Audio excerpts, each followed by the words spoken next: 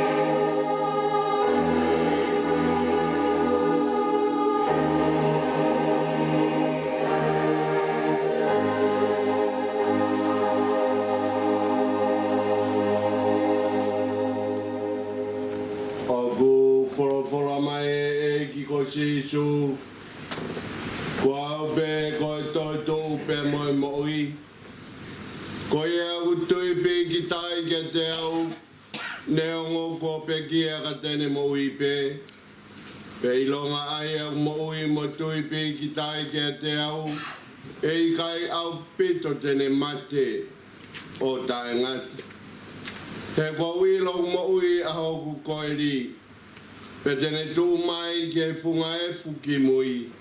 Pe hili hoku kiri hono aunga pehe. Ka koi ai peha ka kano te mamata kia eloha. Ai e te mamata kia e une kau mau. Pe ko hoku ni mata e siho kia i o i kai o e kehe. Nei kai ke tau hao mo ki tau tolu ha mea ki mamani. Ko i foke kai te tau lava ke alu mo ki tau tolu hamo mo i mea. Ko Sihova nane foaki, pe ko Sihova kone to'o atu, kai malo i ai pe, ai huafa o Sihova.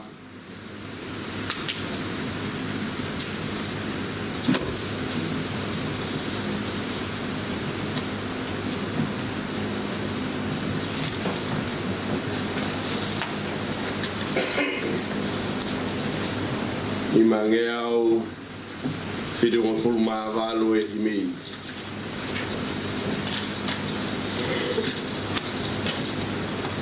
E ai whakawha whasio ngahi loto a e ki mohu hoste lau lau marie. Mea masani ange whao sio ngahi whare tapu. Hori hoku atamai ke maunga no whai.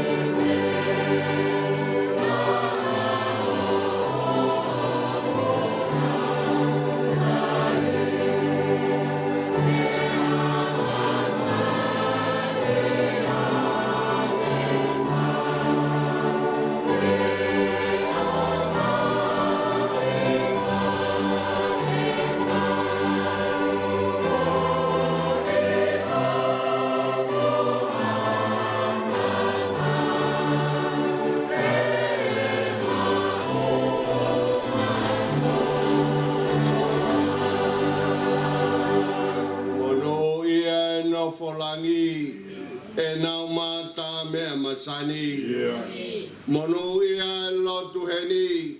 Anu helelei. Fonu si o fare he keresi ke heke. Tafe a vai o lai. Koe matapa o langi.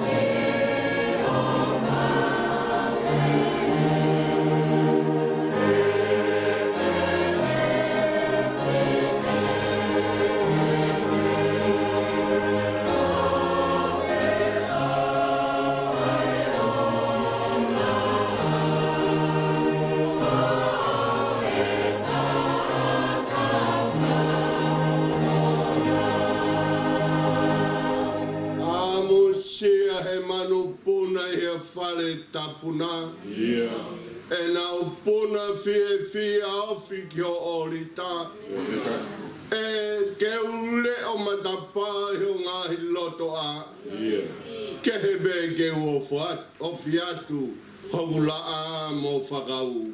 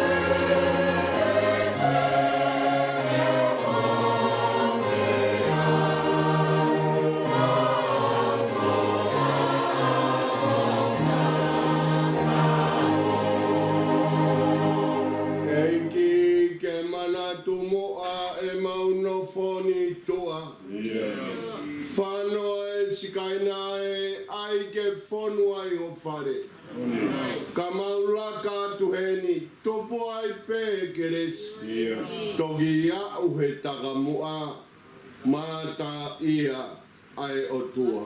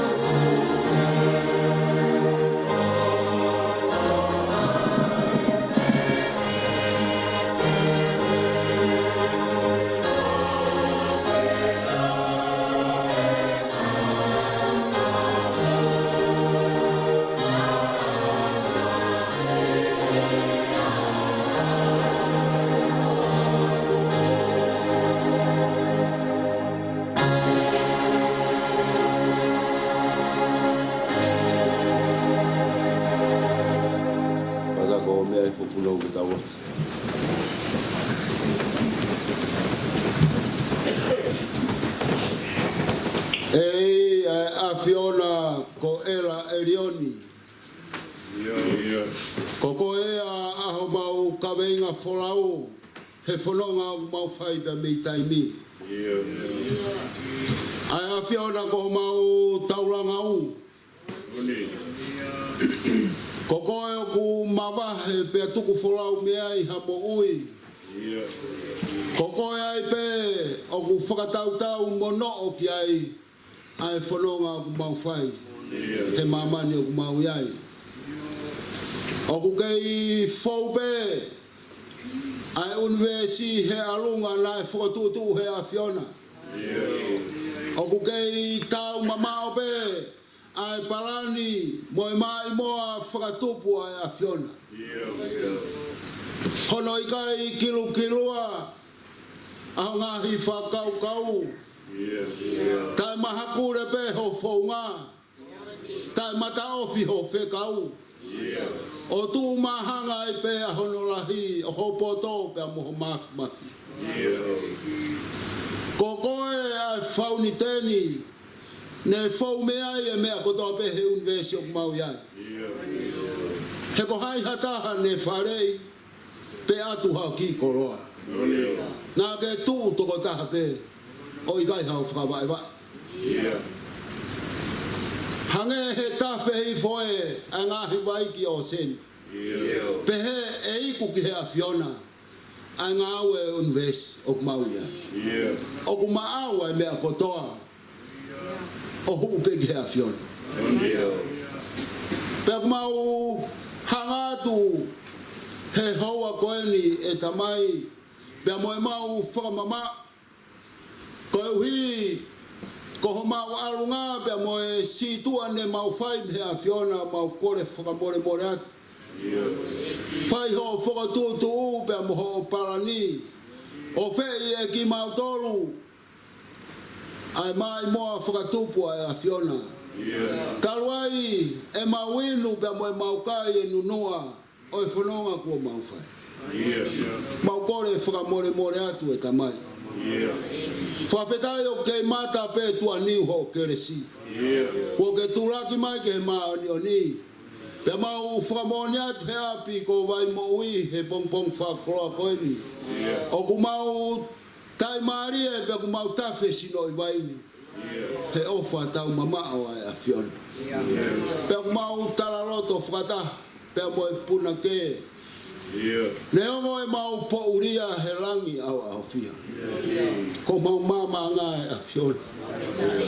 Tala mai ko ho mo ui. Ko e mama e tangata. Pe ne ongo e ka pui ki mau tolu. E he tau o heri lau te au. Ko koe ho mau marohinga. Pe mau fia fia ke whawhitai at whamaro he mau mau e a Fiona. Ko mau tau takanga piki mau pe. Pe te mau kau ngā whakamoni, pe ku mau i heni, pe i he wani, te mau rata pe ka tau i hai. Si suwe. Whawhetai ia ho mau roto, he pompong whakoroa koe. Leongo koe unu o ku mau whai mai, unu he rotu koe uhi, koe whakatamaki, pe mo e ui ai a Fiona. Ka koe tai mia o ku mau wofi atu ai.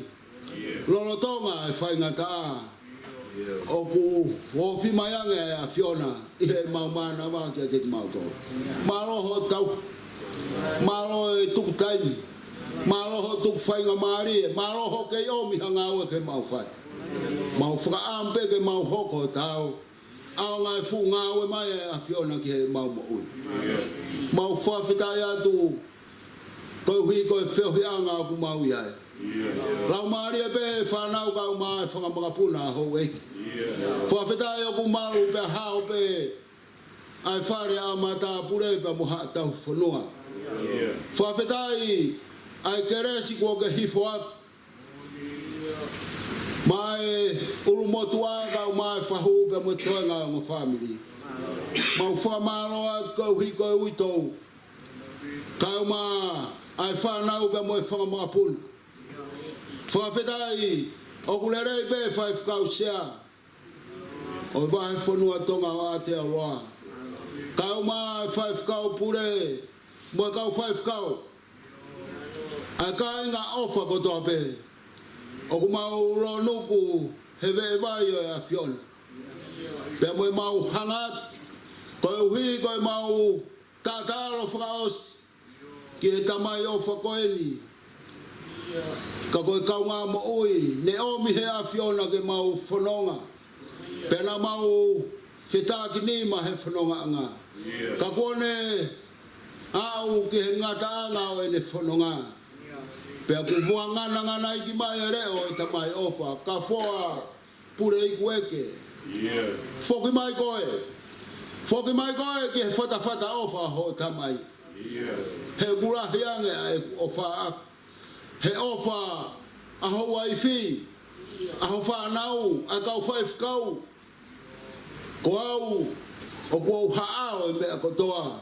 Ko hipe koe kumahu inga ia te koe. Ko hoku fo. Peka tū ngai a mau unu he lotu koe hui koe mawa e koe. Kau kumau ngoi koe hui koe ui tou. Kau mai ki whanau. Pea moe whangamoko puna. Kau ngā whanonga ko whai hono whakamawa e ki mau tolo. Pea moho mau kupu koe. Koe na ka whoa pure i kue. Koe ne tuku whora wat ki he a whiona. Ka kune tuku mai. A ngahi mo ni mea he mo ui. O mawako ai. Toko nia ke he mau whakaraulau loto. Mo e whanonga whakamama o mau whai at ki he a whiona. Tangata lau maari e rei. Tangata loto taua taina.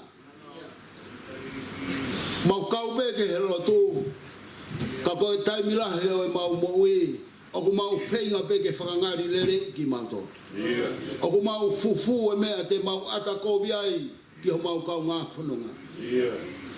Urunganga ea o ku wako ne kina ki mau tolu e ka whoa. He aha koe. Rahe pe a ngahi tare ni tia. Pea moe mea ofa a whiona nā ke whakakolo aki. Nā ne hoko koe pure hiwa. Nā ne hoko koe tangata malanga. Nā ne hoko koe tamai kia te mautoro he whanonga nā mauwhai. Ka o ku tomo hake ai a hono urunganga tangata lau maari e rei. Pea kune e uki kia te mautoro. O a te mauwhai tai ngari ai lotu. Mauha he ao e o tua pea moe loto o ku hanga maari e. Te mau aski mua o oa e fufu naki. Ha mea te mau ata kovi ai. He koe tumu e o e ata kovi. Ne ave kotoa ea he aro e a whiona. Tau mau whawhitai, mau mana tua whakaraulo toa. Ai ne toonga mohono urunganga he hoa koe ni tamai. Teu e tāro whakaos. Ki he tamai koe ni kau maulotu. Hapai atu. Ai ui tau, ai waifi a mere. Kau mai tonga e whanau me whakamagapuna. Mau hapai atu ai whahu kau mai u motua. Ai whakatoko ua kau mai whakatua whawhine. Neonga o pui kai ke mau kakato heni. Ke whai e mau tātaro whakaosi kau mau lotu eiki. Hifo mai hanonga. O miha ke resi ke mau matatari aki. Ai mawa e. Pe moe whakaheke ka whorau e koe. Haere mai horau maari e o ke loto i ki mautoro.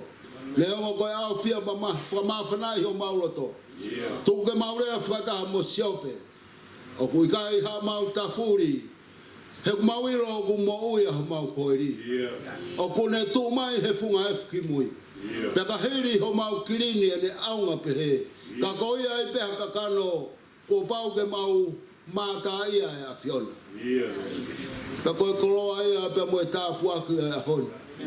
O ku whakaroto lahi ki mautolu. E he pekea ko ne whakatataha ki mautolu. Ke mau tu he hoani o siofia. A ho mau arunga ku whakamama wat. Ke no ki he a whiona he taimi hono kotoa. E ki haere mai horau maari o ke whakanofu ki mautolu. Mau hapai atua e whaifkau sea mo teu. O e koroa whorofora whai ake mau tata alo he aha koe. Haere mai o ke tapa mai he whekau. Ke ne pore e mau moui. Ke hoko e a honi. Aho te mau toi kamata fo. Ke whakamamau. Ke whetu ngingila ka koe a whiona. Ko koe aho mau kaweinga whorau. E ki mau atu ki mau tolu. Whatapea mo e pekia ku ne toka i ho mau hao hao. Hongo nā ho mau reo pa ke a whio tu mau ai. Ko ho mau o tua. Ok, mua ka mau mui atu. Ia sisu Christ ko alo ka ko mau whakamo ui. Amen.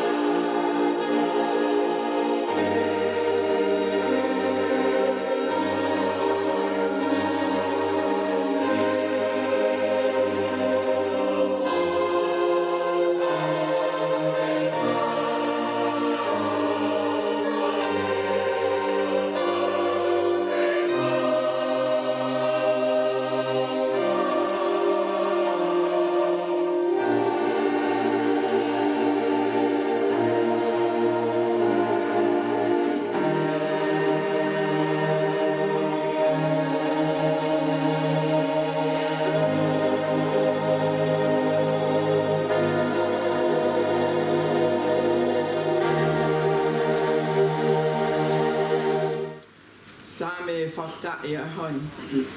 He wanga wholo o e Sāme. Ei, ko koe, ko maunofo anga i tau tangata mo i tau tangata. Te whakatupu anga i maunga, pe whanau i a mamani mo i whanua. Io, talo mei mua lau i kuonga, ko o tua pe ai awhian. O kuke whakafoki ki he fua e tangata mea vai vai, pea ke pehe hako o ātama foki mai. He koe tau e awhi i ho wakai, o kuhange koe ane awhi ene osi. Pe ha fo i wasi he po uri. O kuke awe ki nau tolo hange ha vai wha, o kuhange ha mohe ho nau kotoa. Pongpongi e nau hange ha muka i musie, pongpongi lanu mata mo tele wawe. E fiafi tu osi hifo pia mai. He koho hou hau o mau osi ai, pia mau mo o tafu ua i o tuk tāmaki. Kua ke whakotu e mau ngahi hia i o aona, ko e mau ngahi mea fufu i e māma o ho poponga.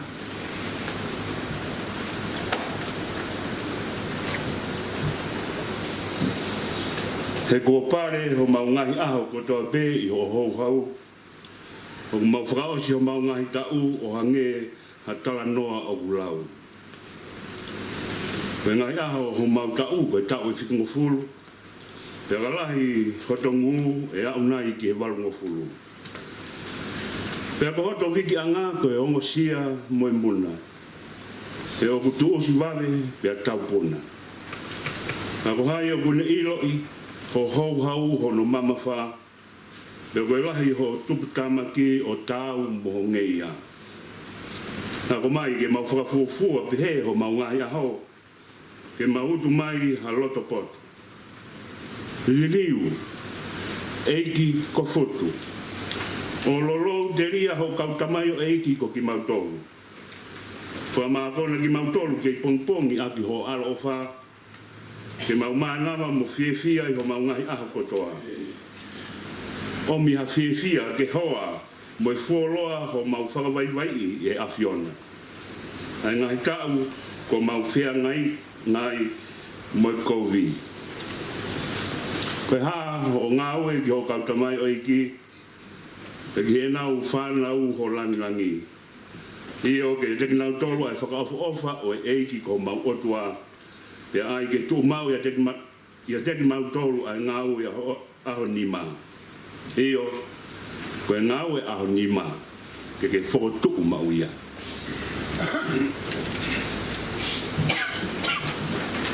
Pai hiwa ka moe hiwa whamalo.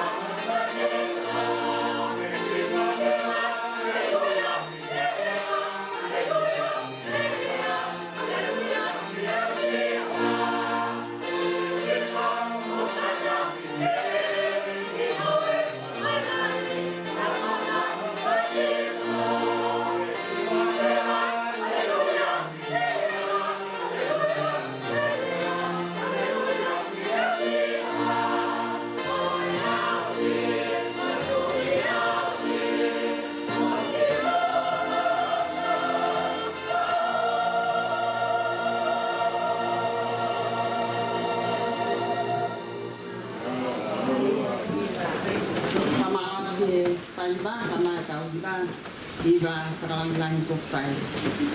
Ua ne soni to oia me rak ipselia Paula ki kai ko lindo ko fulu mani mai va he. Wa ko lindo va he tahani ma. Ka ko eni ko fotu a kalaisi me pekia ko e polopolo o e fahinga ko mohe. He koe mea i he fau mai ha tangata ai mate, pe a fau mai i a tangata fau kia e toi tuu o i pekia. Iyo, hange to pe o mate kotoa pe i a antama, pe he foki e whamo ui hake kotoa pe i a kalaisi. Ka e taktaha i hono wāhinga, koe polo o ko kalaisi. Hoko ai ak nau tolu o kalaisi. O ka whai e ne haele mai. Toki hoko ai ngata anga. O ka tukuangi eia e pule anga ki he otua. Iyo ki he tamai. O ka kuone whakaanga e pule kotoa pe. Mo e tuunga kotoa pe. Mo e mālohi. He kua pāpe ke ne hau. Kai oua ke ne tuku ai whili kotoa pe. Ki hono lalova e. Tā kua whakaanga mo e whili whakamui. Amate. He o kulau, na ne tuku ke i he lalovae ona ai mea kotoa pe. Ka e iai nai ho taha tene pehe, koe ha aianga o e whotuu o e pekia. Koe ha aianga o e sino tene hau mo ki nau tolu. Ai sianga ta e loto. Nā moe mea o ke tō e koe, o ki kai whamo ui hakeia, o ka pau o ki kai mate. Pea koe mea o ke tō, tarai hai o ke tō as no i mea tene hoko ki ai. Koha mo mo i tenga pe. Haui te nai, haakau kehe, ka uku atu ki ai he o tua hasino o whakatatau ki he ne tūtuni. Pea ke whahinga tenga tataha no sino ona.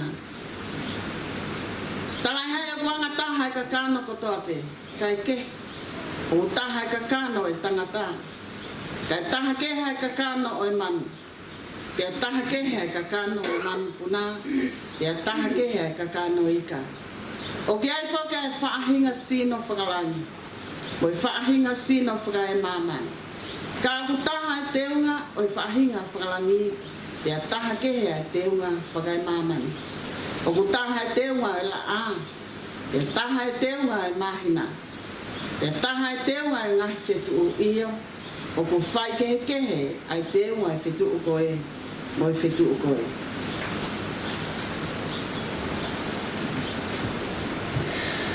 O pepe mo e toi tua e pekia. O ku tō koe koto auha.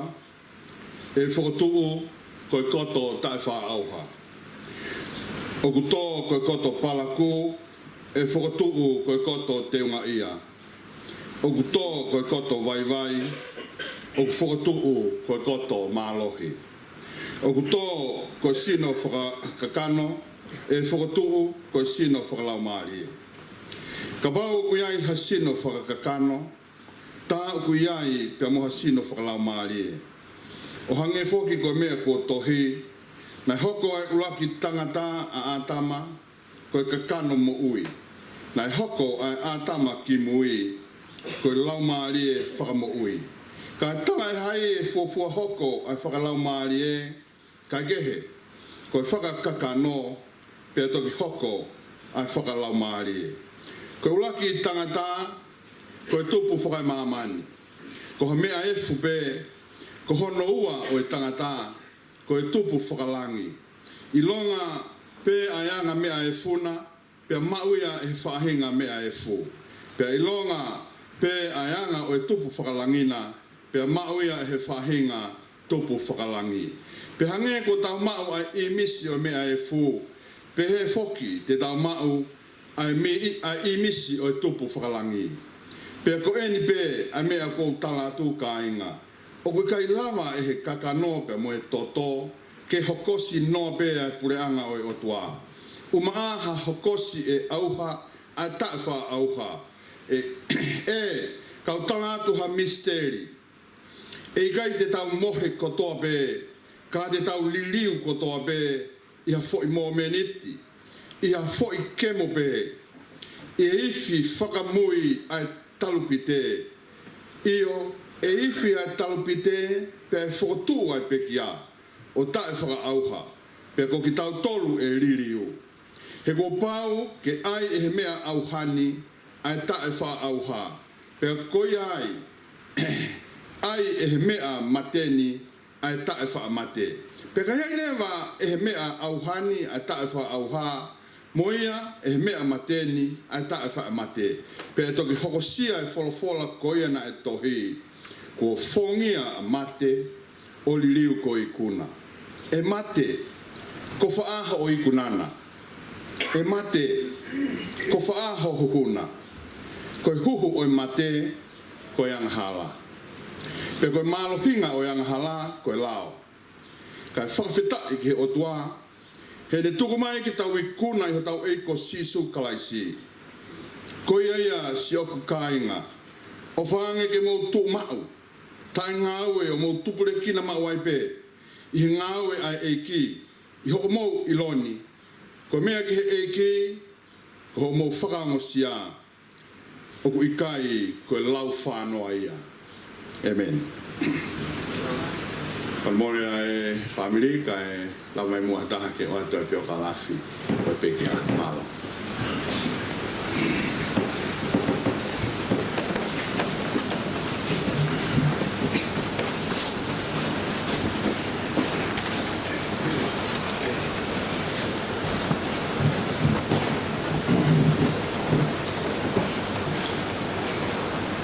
Whatape ke he awhio o tua o tuk tapun. Pe whatape a hoek, pe ki hamata apure, pe whatapo ki he whafkau sea, pe ki hau whafkau, pe whatapo ki he whahu. Pe he ki he pekia, a whoa pure kwek, pe whatapo ki he kuitou mo he whanau. Pe who ke siasi, Pape mo tolgo tobe kai ngā whakatau I he almalo I whare koen ke whai ai tot whakawhita ka mo e pekia I pongpungi. Ka tā ke he motuani ke whahako atu ai ki pio ka lafu koen ke he mo ui a ka whoa reiku eke. Ko ka whoana e whare I he aho fito novema taiwa whaua kana e pekia I aho hiwa sa noari wa haftaha walu. Ai ko e lawa ia o tau e whitung fulu maanima mai mahina e ua. Ko ka whaana e ko neonga mātua ko nā uri eke pe me nā kolo ia mo aisake eke pe me vātu. Nā e whakoloa ki nā ua e whanau e toko tahaua ko ka whua ko whika taha ai. E u tahu e ni hea honi. Oku hoko ai ui ko whai e ki he ka whua ko e Hoko ia ko toko wālu ia I whānau, ko nau whanonga atu me mo I koe ni, ke mo I ka hau. Tō ea toko whā, ai ko tō taha I ko e siwa whangia kone ke Asiaria, o ua si hiwa ngō furu tupu e mehi wa whā ke hiwa nima I tainima. Pea tō ea toko tōlu au nau hen, ko vea mori, ai ko mahago ku he walu tōlu a vea I tainima, ko walua. Pea toi rewa e tanga mai o eki tangata e ua ai ko taware eke ku mei hen moia, mei e fitu hima, pea mo isletu tawoku ko e fitu ua. Ai ko e ranga ia koe tu ai whamiri e hana. Ko hui e toko walu toi ai toko wha. Ai ako pe ka whoa he ne tupau ki wātu, e ako teu koa wātu, os pea te api tangata I ki o hokatu e ne ako teu, e ako lau toki koe I atere. Ko hina e lahi male hola ka whoa e lau toki koe pea awe atu ke au ki atere. Pea osko ia o lawa ne siri pea huai koe sko tupo. Pea osko e ai ako e tangatu e ni pea whoku merewa ka whoa pe ki kolo pea mau whainga maari e ai o toi hokatu ni ngā ue o ngā ue I he ko tere koe ni whakawaha pure ango a tonga koe Dayline Hotel. Ai nai hoko ki ai a ka whoa. Pea lawa mga I ta, pea hoka toi pe o ngā ue I he waka koe ni, I he waka naulu koe ni nai ngā ue kau tonga tola. Tane mau whainga maari ai o ngā ue I he waka koe ia. Pea, osko ia pea whainga maari ai pea malo ai ofa e o mauho ai a ka foa pia mo mere ko mere mino muka. O maore vai na ki whanau ko e toko tolu. Ai ko e toko tahine te taha kai ko laia o vai siu taria uri. Ka moiongo tamai tangata e toko o ai a ko Mikaere a kurei kueke pia pehe foku mo ulapi mano kurei kueke. Pia tāpua ke ai ongo mātua ko ni mau e na whangamokopuna e toko wala. Ai e ko e whangamokopuna ia o kumau e ka fōpa pehe mo mea na whakoloa pehe ki. Mai na fōko e tamau e ko ni na hiki mai ia pe mei wāntu mei tonga i he taha hiwa ni ma. Mahau si ope tata e ki upe he lahi hau pe ki hau ia ki heni. Pea whawhita e ku hau pe o hau mai ki heni. Ki sia se vai ko ni. Ai au tahi hiwa ni mai. Pea pamatai pe ke hiki mai mo e whamiri. Ka unau osi heni ka ato. Ai ko whoha lahi pe me hoka pia ki Australia. Ko e tamai oi whoko ni na e hanga pe e kiwa ngai whainga maari. O mau e ngai mea hono ni ma. He taimi koe na mau whamiri e pia mo mea. Pea e taha na ngahi whangi ngāo me business na e whai ku whare kolo. Ko e taimi moe na e wha tuko e koe a ko pea talamai ki whao tahi kolo ai ki tuko e a koe tisena. Ko e anga whuke koloa. Ko ka whoa ko e anga koe ne business na e mei pehe. Ko e hao koe e whare koloa pea ala koe koloa ai i he ni i he whamiri hai whai whatongia. Moha ni i ko unau maheni koe koe i he kolo mga whaitu keke. Kia te au hangena ngene ki business anai, o business o kawe mo tako topi. Pe tai me tako no fada talat o talang ka tai o ke pehe business. Ai fa fata malo mo me. Poko mere ko ia ke ne hanga o ki pe ngai ke lere foi line fa business ko u hinga ko business. Ka ko ia ngai tangata ko ni e fa business. O ke kau ka to e pe me ni hi e business. Pe ke ia han o ku ma fa fata be ke ko hi ko tamai o ko. Ko mau family to ko lahi au bit pa mo awi ai to ko ni ma tu ko i he ako to tong ko ako ko i foko tonga time ko ko me na ma we ma tu ko la langa pe ngahi kato u ri pe o family pe ka nga tai ko mataka pe mo sei kai fu lo la ba ta tai dia na kai ko tai na fu mo ma lo kana e hoko tanga ko na ne no fo po va ka he ma nga family me sio ko ta hala fa to ko ngai ko i pe me sio ke ka hau. Tapi hon ko famalo la, famai family ka fo malo bit. Malo bit ko e na to kon ko ya, ya ku tawang pe ke tua ke to ka hemerin, amo ne no ha. Ake mo muat, ma do mo mo malo bit.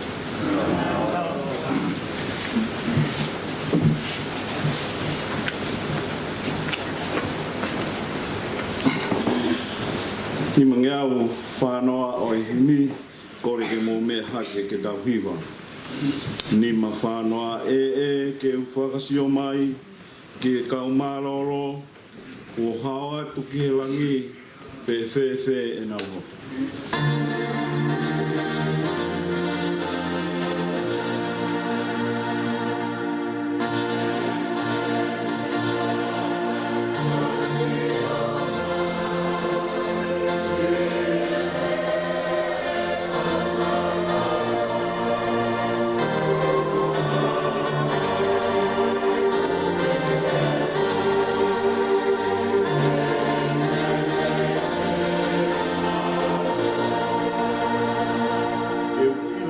Whiawhia whanongo nau lau.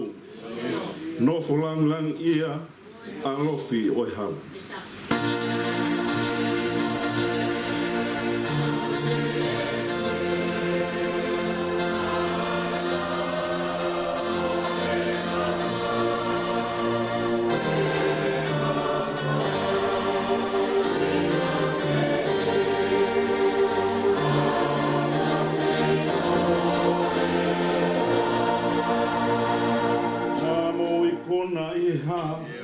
Pena o tari mai, o e tata ne ta whea, o e iwi o lana.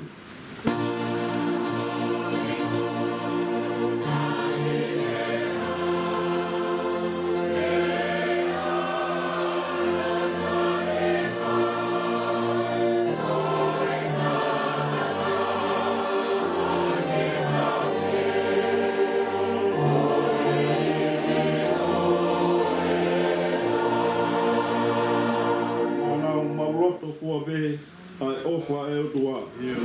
Na molo mui vae ki hona o tak mua.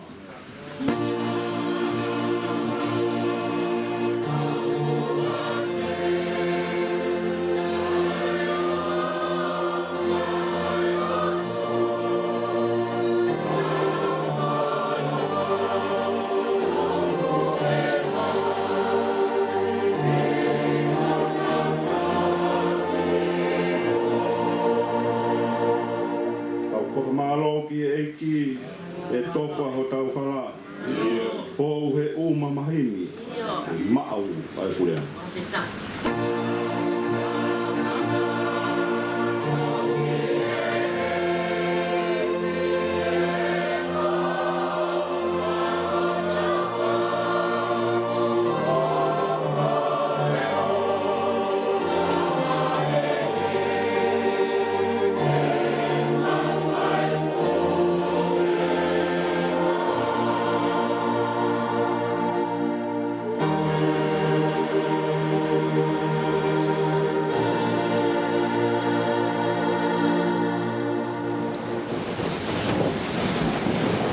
Kore ke u whamalumalo atwe he whakatapu ko whai to e tā asage ke kau maa kau whai whikau pa mo e ngahi whai lotu ko whakahoko. Taro me he hiki atu ai tangata, ka koe tamai, koe kui, koe kuanga ane, koe tokaua, koe me mipa, o whiina o sias vai o mo ui. Ka dama ka te au ke whakakato e whatongia malanga o e pong koe. Ko ngoi whakapa au pitu. Ko hi ko e tau whanongo ki he pio ka lafi ka e uma a. Ai ngahi manat merie ke kawaki pia mo e toonga mo ui. Ka foa purei kueke. Ko e ves malangao hangewe koe au asi he polkalama. Aia ko sione mahe taha wha vesi ono pehe no whakarea. Pea fola a sisu ki ai. Ko au ve koe hala, pea moe mo oni, moe mo ui. Ko au ve koe hala, moe mo oni, moe mo ui. Pe vesi malanga ia, o tō mai ke whakakato aki ai whatongia malanga, o e a koe. Ko e kosperi koe nai hike e sione, nai toki hiki ia, pe koe whakamui taha ia o e ngahi kosperi e wha, o haa ko ia, pe o kau ki he fuaka fo ou. Koe kosperi eni, o wikai ke kau ia i he ngahi kosperi sio whakataha, pe koe taha no ngahi uhinga, he, o whama mawhai e he kosperi koe ni, ai hoko a sisu kalais ko ia, koe alo e o tua pe koe o tua. I konga ki mui ko ia o e urat senturi, ki mua pe a hiki ko ia e he apostolo e sione ai kosperi, pe taha o e ngahi tui na e mafola lahi au pito, i he mamani, i loa i he poto pe a moe ako, pe a pehe ki he whekumi, ka e uma ai lotu pe a au ki pure anga loma. Na e manakoa au pito ai ngahi whakamatala pa moe ngahi whekumi ko ia, moe ngahi mea na e mate aki, e he kaukarisi, pe a afuhia kotoa ai, pe a moe ngahi wheitu ko e ni kau ai, ai taha e kau filosofia ko whailo ai a ko siu, na e whanau ia, tau nai e ua furu ki mua ia kalaisi. Ko taha mea na e hanga e tō taha pe koe poto ko nio ne hanga o kamata ke malangai pe a ne whau tohi ki ai. Ko ne hanga o whakamamawhai, ko sisu kalaisi, ko e taha ia o e kau whakawheao, pe o nofo i he alofi, o whaia e whakawhea ngai ki he otua. Pe pehe sione i he ne kosperi, te uhanga o whakamahino i he kosperi ni mo whakamamawhai.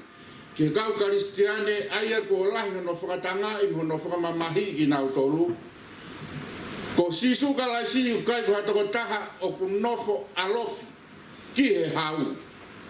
Ke hange ko ia koe kau palofi ta, pe hange nai koe o tua kehe kehe o kau kalisi.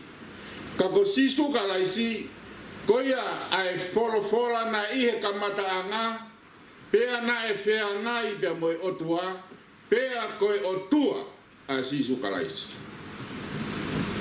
Pe dau ves malanga, ai a whakamamafa i ai. Ko au pe koe hala, pea moe mo oni, pea moe mo ui. Ko re pe, tau toto me la lahi pe. Ko ihi, pe koe tangata koe ni koe tangata utokanga ki he taimi, pe kai ngata i, ka whi mo tau wao ki he whai walahi hange koe ia, koe kananga koe ia a e tamaiki. I dai beo ko tau lau ai ki kai ngā koe a o tui whanau pe tau taranoa ki ai. O koe arewa e ngai whoto te hina koe a o tui whanau. O koe ai a pupu, o koe ai a kuita pe mo kinau tolu inu kunuku. O koe ai a wea inu, ai ai matahau. Patau ka a urewa ki wātu, ko purei kurewa o koe a mai me ai. Koe taha ia o e ngai whoto te hina koe a o tui whanau. Pea i hene ya koe aki ai, pia mahino rewa ka te tau tolu. Ko kafoa, koe taha ia o ki nau tolu. Hako koe a o pureiku, kau i he kau laini moa, na e tupu me ai. Ai a koe haka ko tahi, o tupu me ai, ai toko taha koe ni. Ilo e hoa siniwa pore pore ai. Ka koe hipe foko tangata a kafoa, koe toko taha na e tokanga ki he mea ko ia, ke fia ai kakai, pia ke fia ai matanga. Tau whanongo ki he anga e whakamatala ki he pio kālapi, koe mooni ko toa na kai ke whakaamu. Ai toko taha koe ni a kafoa ia, pe ai hataha e loto mamahi, pe ai hataha o gongo he toko taha koe ia, koe hano mo ua mai ki a te ia. Nā ni whai pea mea kotoa, kai ke he ke fia ai toko taha kotoa, puri pe a te kinau tolu pe kui ai kua ha mea kune mau pe kai. Ka koe haa pe mea kune mau, o kune whainga ke fia ai kalasko ia. Pe haa mai pe koe ki he lotu, manatu i he toko lahi ia, ai malanga koe kafoa, manatu i ange ia i he malanga koe na whinau hararewa mo mautoa. Tau whatata ki ai. Hanga kafoa to o whatata ki he malanga ki he fua koe e whiki, to se ne si e tala noa koe a ka i mo atama. Tau whakakau o tatou lia i he fua koe a whiki. Hawa ka fua ia tala mai. Koe fo i mei pe e nai hoko koe a lia. Pea ne to whakahoko whakalau maari e anga koe a ene whakakau mo e anga ene vete e ia ai whorofora. Lolotonga mau whai ngata ia ki mau tolu pe vete i whewhe ia e mea koe ni. O whai mo fua pe hono vete he tangata koe ni. Koe mei pe he koe ke ha whiki tonga. Hange koe whiki koe a islegi ka kune omi koe ia ai mei. Koe a te whamatala mo whakaukau e ngahi malanga koe ia ai tamayo eiki ko talanoa ba mo whaifkau. Ko hako mai whikinau ana reo. Kai ke ngalo ia au e malanga koe ia a kafoa pe pehe no tai goia paula pe alo paula alo ke ananaia fai goia hano pono fenga i goia nganga nge goia ko mahino ka tau tolu hange goia ha uno i gana nganga me fotu nga goia paula tala mai fai fekau nganga mai u kai ko ha uno i kai ka nganga mai ko na stofe ko pe na sin na lau goia to taha koe ni. I hene anga ne whakaukau. Koe ne whaina pe ke mau e fia koe ia ai ka inga lo. Fia na e tau malanga. Mo tau tole kau malanga ko tau malanga. Pe tau omi koe ea pe tau mātuku. Mātuku puputu e toko lahi pe koe mea ne whai ke malanga. Raki ngā tai whoki loto mamahi mo e toko lahi. Ka malanga ka fua. O tau whoki maa ko tau loto fia. Pe tau tuke kosperi. Ka ea hataha buau. Ki e wholofola pe a whoki ap. O maa hono loto whakataha mo e west wholofola na e hanga koia e ka whoa o atu. fata tau ki he tohi tapu pa mo fora pe fe ne vete ka ko tau fok fe fia ka pa ka tua ne ves malanga ana ka mo ne kawenga malanga ko tau fok ko ia o tau koloa ia ko wakai ane fiafi ki ngah malanga ko ia a kafoa pe amare ia ia ne wakai hoko hane pe ia ko na foto pena fatu ke iku pehene ana ko e tau fono nga o ko ko fakalo tola mere pe ka Mikaela pe foki tavare ka ma a isle ai sake da motoro ai family he ana he tau fono ngeke ta ne ngai malanga na wakai ko ki ai na malanga ia loma ma he no ve songo fuluna pe he ai he ne ka venga malanga mate ai taha kai mo ui ai taha ni malanga ya maake wa ta tol ve siwana ne pehe ai ke ne kawenga malanga o kui kai ko ta kolo en ko mama te pe pe a ke ne malanga ye to hi sakala ya ba he balu na ne pehe ai ye ne kawenga malanga ko foki ke o tu to ko ke sa me go na da inasia ye a honi la sa me da be mai hako a tam foki mai ko me ma heni me fa mo vo de i lo ko se kwata fare na kai ke a ko ye ta ko ye ta mu ko ai ha me fa ai ki to na kai ke a ko ye ne ta ai la ri to ta ko ya ai fa Fai no na to lu pe he. Foi ta ho ko tol. Pe osko ia pe ta ho lo re va foi iua. Ai ta pe he hako o a tama pe ta ho lo re va foki mai. Ko ka se tua ta fare ni he na ta. O le ho ko pe ia pe ho pe ta ho lo pe ni fa te ri. Ta venga ko na ta foa na ta fa non ke ai foki ko ia ke o tua. O fitau laki pa mo same tau koloa i. Koe hako o a tame hokma. Tau fia i he anga o mo ui ko ia pia mo tūkunga o e tau i he totaha koe ni hano tūnga malama. Matala no mo fai whakau pa mai fai whakau. Tangata i kai marua loi e totaha koe ni a ka foa. Na ta whanong benga i manat merie ko ia a ne fiafi ki he alu loto hala mo alu hanga tonu ko ia ai to onga ko ia a ka foa. Alwa te fai whekau whe ma wa o whai ne ahi pia talat kia ka foa. Ka foa. Koe wai koe aku ma tafi ai ko taere mo fofono i he mea. Iu au ke mai te whau ma wai. Kapoa yang ke vai kau. Tapi kau. Us to vai e, foi son wo kai o ko tau ia ke me ako ya.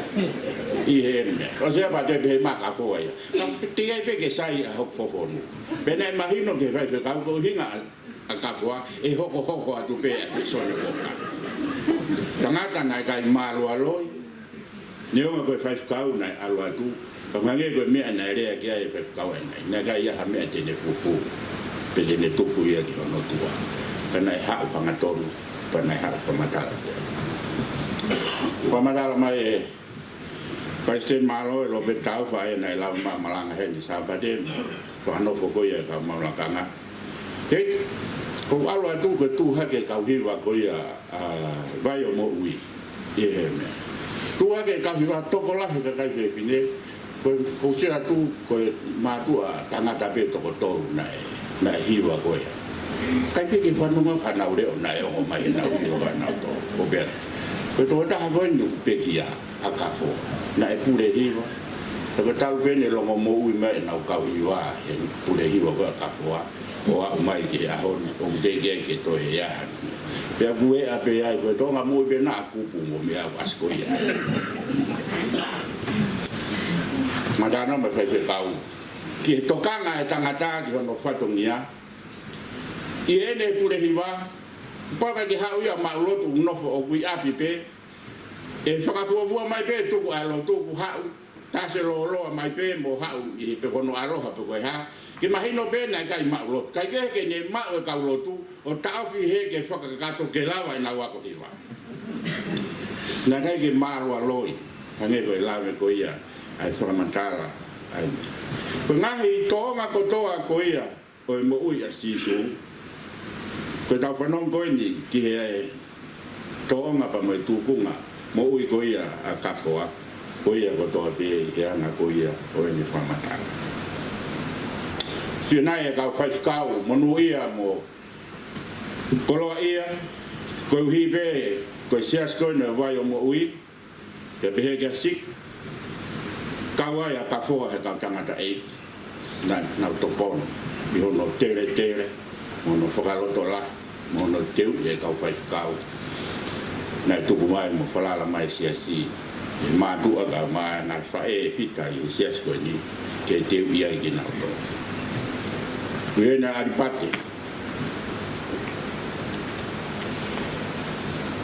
Lani ka be foki ka simo ta nga na I ka mo ia he fa ka uliam finau ko ne he mo na lava mai pa mo fa ka ko to si to at disponi finau la le ko fa ka ko ia ko ne pekia foiata tu piloto na ne placement mai ki he he foki fa ka ga lute pore tu hoko na ne he moi pe pe foki ki he toke ta ke pure ako pe ka na sil waka uta na ne sias moi he ni pa he ne ngawe ko ye apia ko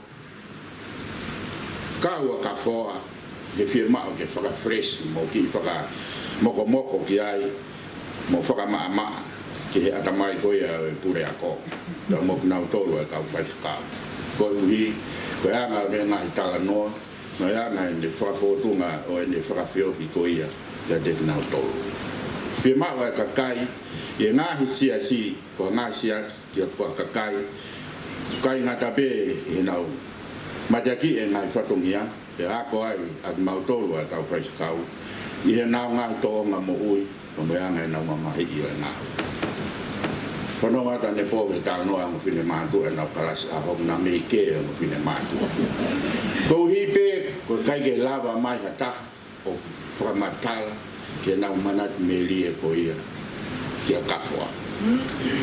Be ni he hoko ha kalas o kai ke hata he kalas o fi ha framatal. Ko hipe ko framamahi ne sipina. Ka ko me ke ang fine matu ane po.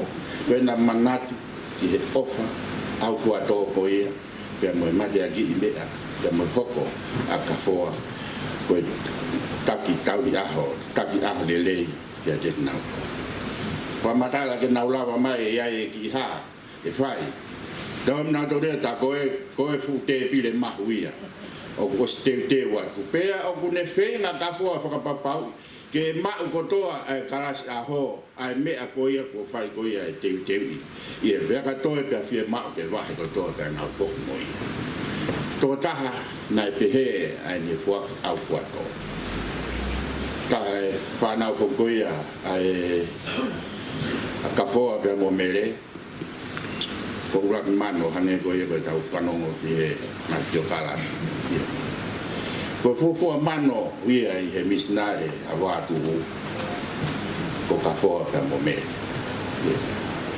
ko e fahinga matiaki pe mo foaki au fuato pe he ko mo be na waia hange to pe ia ko pe ne ua ko na li e fe fine wi to I te mbare na la ve ka si so ta sio ke ai ko fu me ala ta I na li ko poso singa mari pe ia o hange ko te fine na li ko ia e pe liwa I te mbare ko ka kai mo ui au fuato ai na ko ia e na fuaki o fai ko ia I he lotu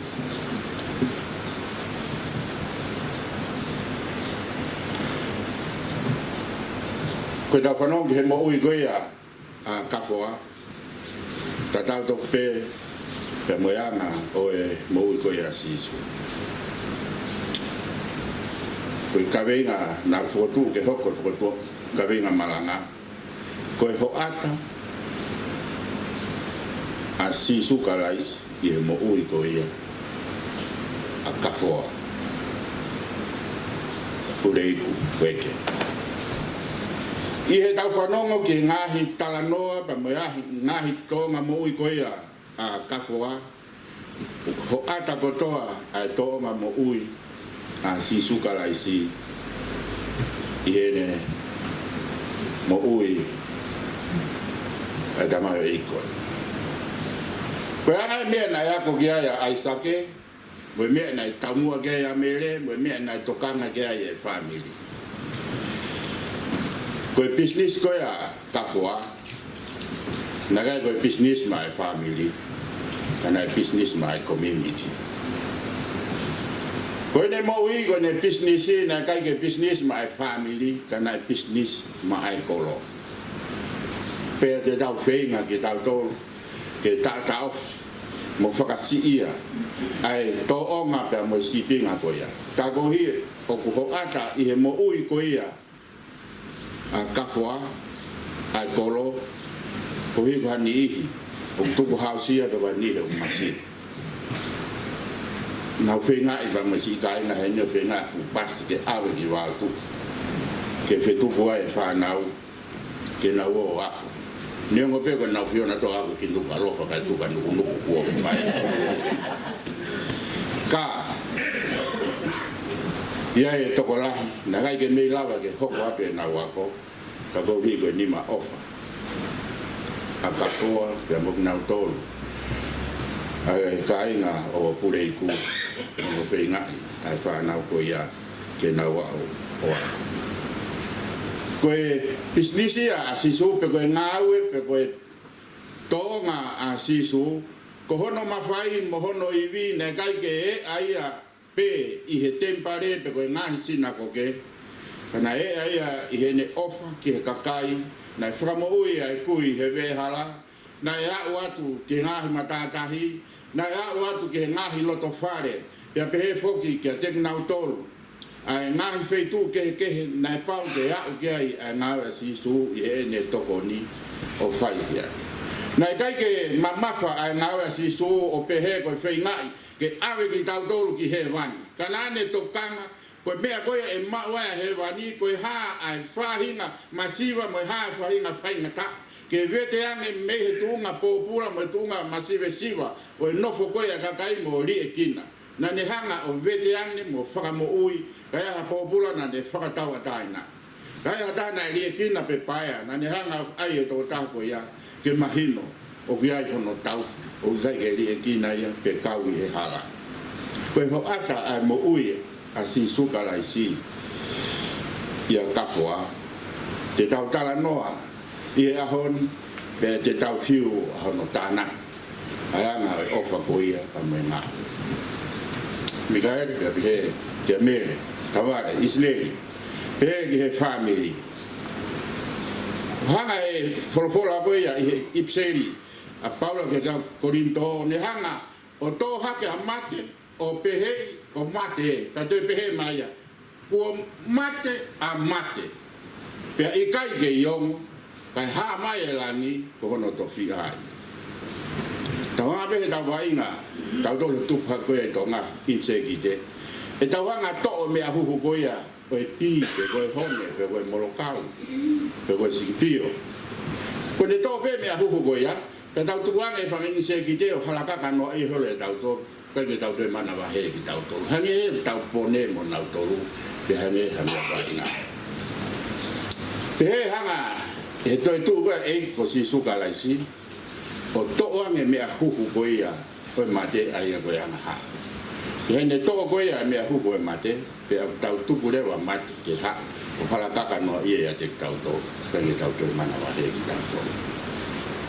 Pe tō taka koe, kune au sia e ia, ai tuunga, koe ia, kune loto lahi mo ne whalala, whata tau he tau wakai, i ne tau hi mo ne whai koe ia, ai loto.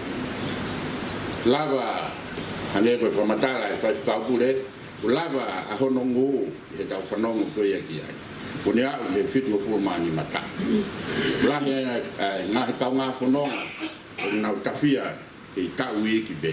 Ka tau whawheta, I ofa e o tua I he toko tata. He kai ngāro, ai mo ui ai tō tahani. Ko inga pai ke ngāro ai, e nai ho ata ai mo ui ko ia a talaisi ia ka fo. Ko ha ne po whi watu. Tango pēha siniwa, whanonga pē whahuko pēha. Siniwa. Tanga mere ke mo ki whare mahaki ki koe whare mate. O kumi mā ka fo, ko fu pālangi e ndia toko tani koe. Maa e ki a, e le taurea, maa la. A fōtunga koe o ka foa. Ka koe e a mai ia. Ai talaisi. Ie mo ui a ka foa. Amen.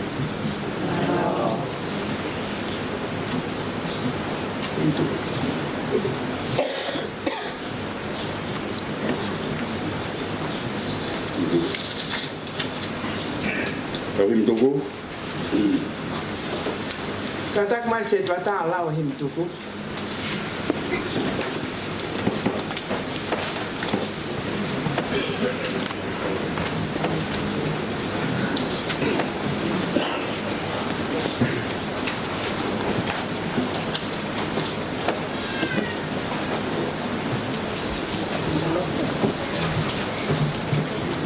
Lagi berpas.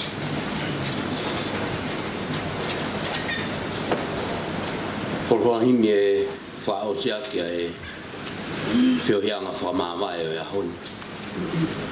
Ono ngeau, hongo furu maa ua himi, o whamore more mea ke tau hima. Ono taha ua. E tamai hono i kai ea, hoa ngā whakaofu. Kilua i ngutu o kurea, he tala o poto.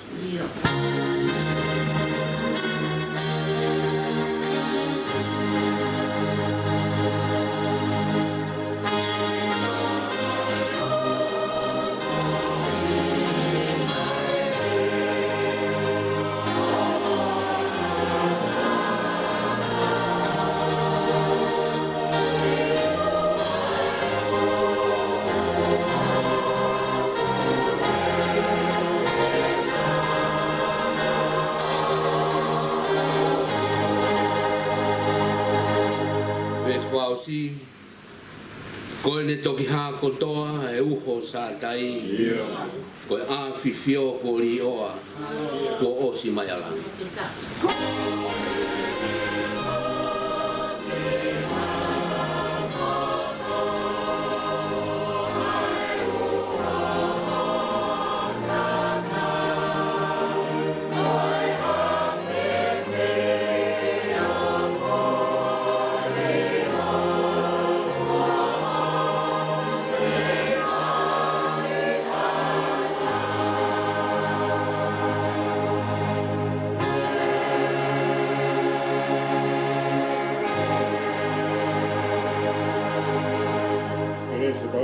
Si sukalais ofa tua fio he lau mare mano di fio te tau tō ko toa be a tā ngata.